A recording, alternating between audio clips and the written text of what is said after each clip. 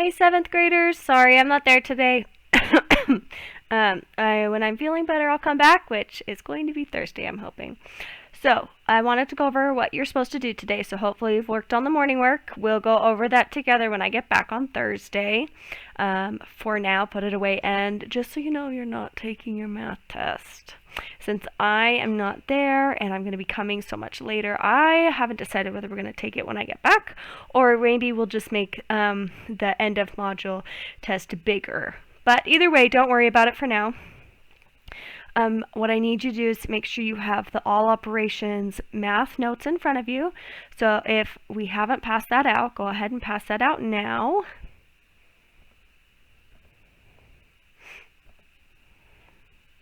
Okay, this is what we should be looking at.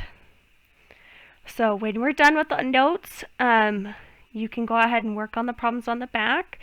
If there's not enough time that you've been given, make sure you take the extra time to pause the video and do anything you need.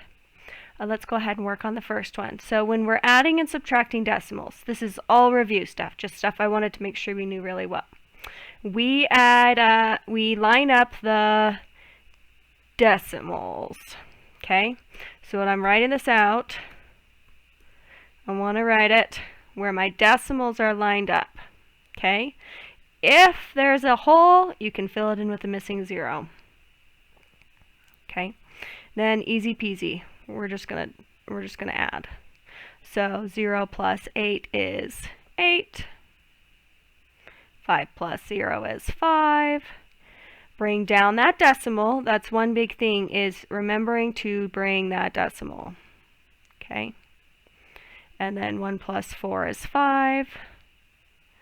3 plus 1 is 4. Perfect.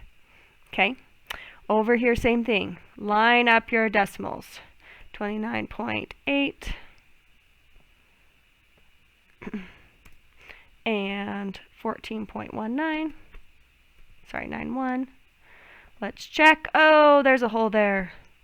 So I'm going to put a missing zero. Okay, so the biggest thing is when we're doing this that we remember that we need everybody to have a partner. Now, I accidentally just wrote a plus sign, but this is actually just minus. This is a subtract. So remember, can I do 0 take away 1? No. So I borrow from my 8 and it becomes a 7. My 0 becomes a 10. 10 take away 1 is 9. 7 take away 9. Can't do it. So we borrow from our 9 to get an 8. And that becomes a 17. 17 take away 9 is 8. Bring down that decimal, don't forget it. 8 take away 4 is 4. And 2 take away 1 is 1. That would be our final answer. So I put a little hit box down here just to write, if you wanted to write extra notes. If I were to write an extra note, I would say line up the decimals. And then I would put zeros with missing digits. Meaning if this one had 2 after the decimal place, I would want to have that one to have 2 after the decimal. Okay. Multiplication and division. Remember, this time we do not have to line up the digits. So I would do 23.1 times 7.8. What I meant to say is I don't have to line up the decimals. I do want to line up the digits. See, I'm sick. I shouldn't be there, guys. All right. Here we go. 8 times 1 is 8. So we did that one. Now 8 times 3 is 24. Remember to use your times table charts. And 8 times 2 is 16, 17, 18. My goodness. There we go. Don't put any decimals in on this one, okay? All right, I'm going to erase those values. And this time I'm going to come in with a different color so we can see how it's different. Okay? Remember, we put that placeholder. 7 times 1 is 7. 7 times 3 is 21.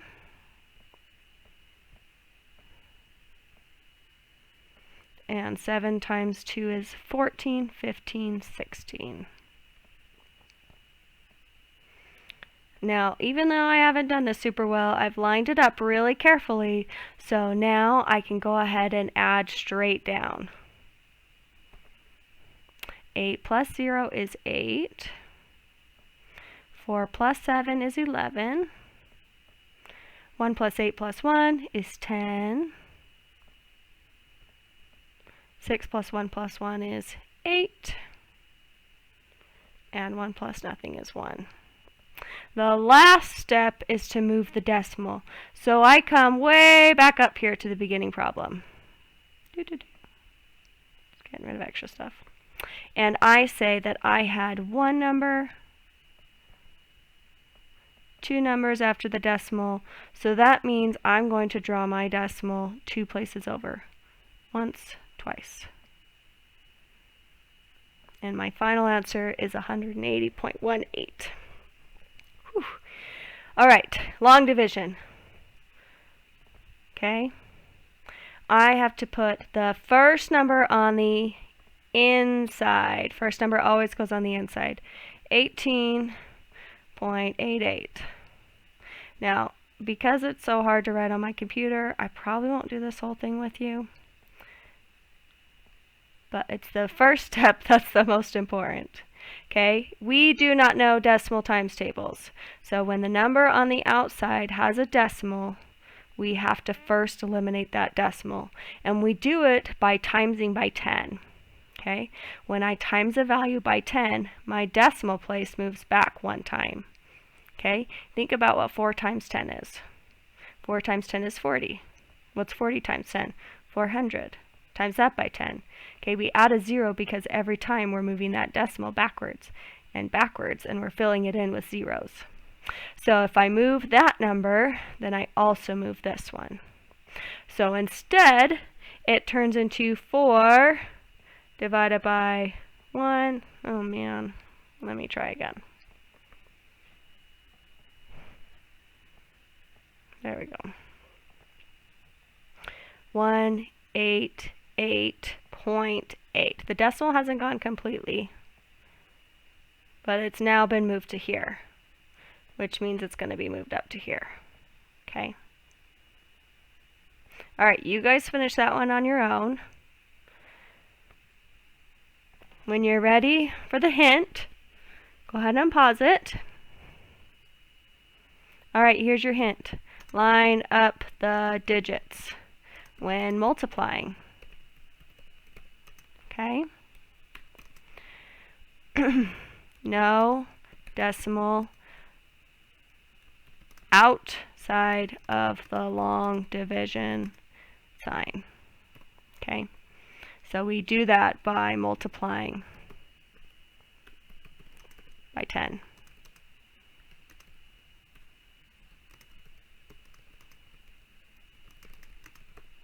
Move the decimal to the right on both values. Okay, so not just the outside value, but the inside value as well. All right, let's head to fractions. We've done these recently. I thought we needed a little bit more practice, so let's get in a little bit more. Remember, when we're adding and subtracting fractions, we have to have common denominator. Yep, here we go. 3 and 15. This was like one on the test, so this is good to review anyways. 3 and 5 make 15. See, I'm giving you answers. Okay, but the biggest thing is we can't just make the bottom 15. I have to say, oh, I times this value by 5, which means I gotta times the top value by 5. Oh, I gotta times this one by 3, which means I times the top value by 3. So both numbers change. And on this one, we end up with 55 over 15 plus 12 over 15. And when I'm adding fractions, the denominator stays the same. I'm counting up a specific piece size. I have size 15s, and I have 55 plus 12 or 67 size 15s. Now if it can simplify, you want to, but I know that one can't. Over here, see if you can figure out what goes into 7 and 20 and 4. That's in common. Okay, 28 is going to be that lowest value. You're going to have to times the first fraction by 4 and the second fraction by 7 on top and bottom, both of them, both numbers. So you get 20 over 28 and 7 over 28. When I subtract those two, I end up with a 13 over 28, which is in simplest form. You're welcome. So if I were to write notes, adding and subtracting fractions, get a common denominator. Okay? Then add or subtract the numerators. I'm going to use that hard word. Not numerators, numerators only. Okay, the denominator stays the same. We're just changing the value on top because we're counting how many we have of those. All right, last one. Multiplication and division. Okay, I'm going to give us our hint. Multiply straight across. So multiply is easy. Just go for it. 2 times 7, 14. 3 times 2, 6. Uh-oh, I need to simplify. So you find a number that goes into both. In this case, I know 2 does. So I'm going to divide both of them by 2 to give me 7 over 3. Okay?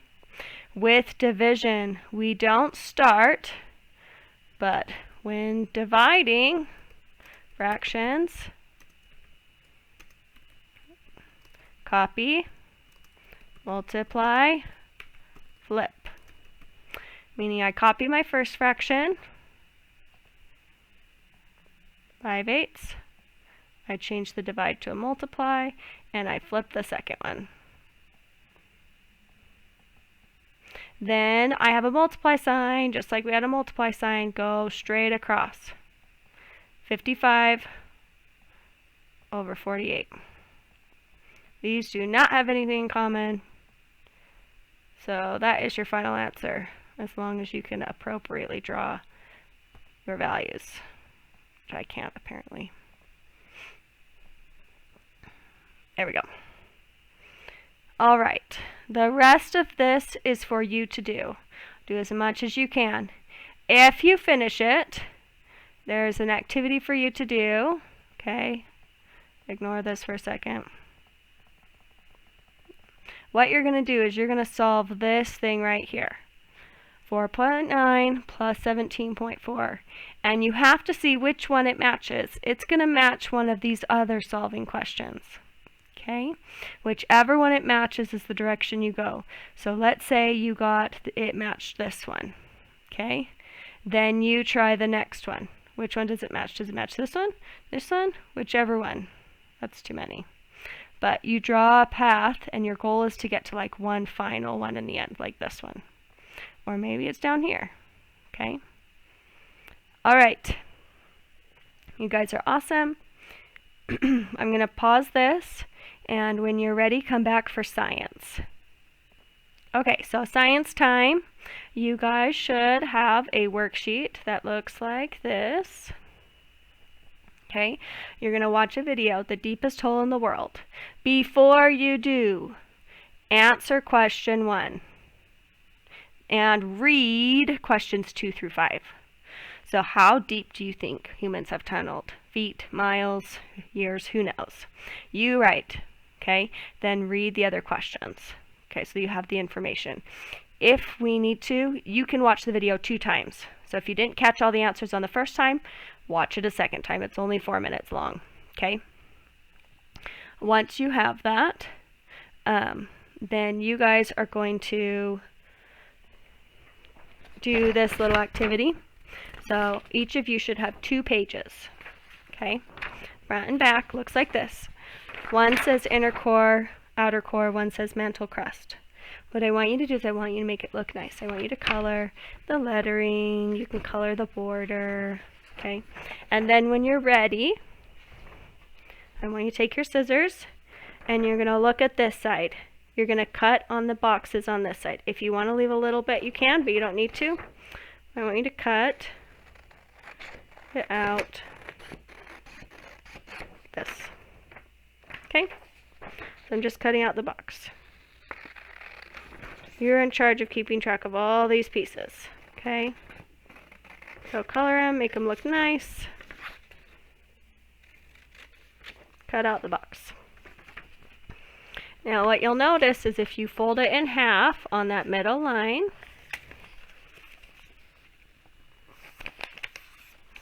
that it looks like this. So we're going to tape it and glue it in our notebooks later, not today. But it will look like that. Okay, tomorrow you're going to have notes on how to fill this out and how to put this in your notebook, but save it. I also want you to color this piece right here. Okay, if you want to color this intersection, you can, but these white boxes need to be blank so that you can write things on it tomorrow. Okay, love you guys. Be good. And we'll have fun when I get back. Bye.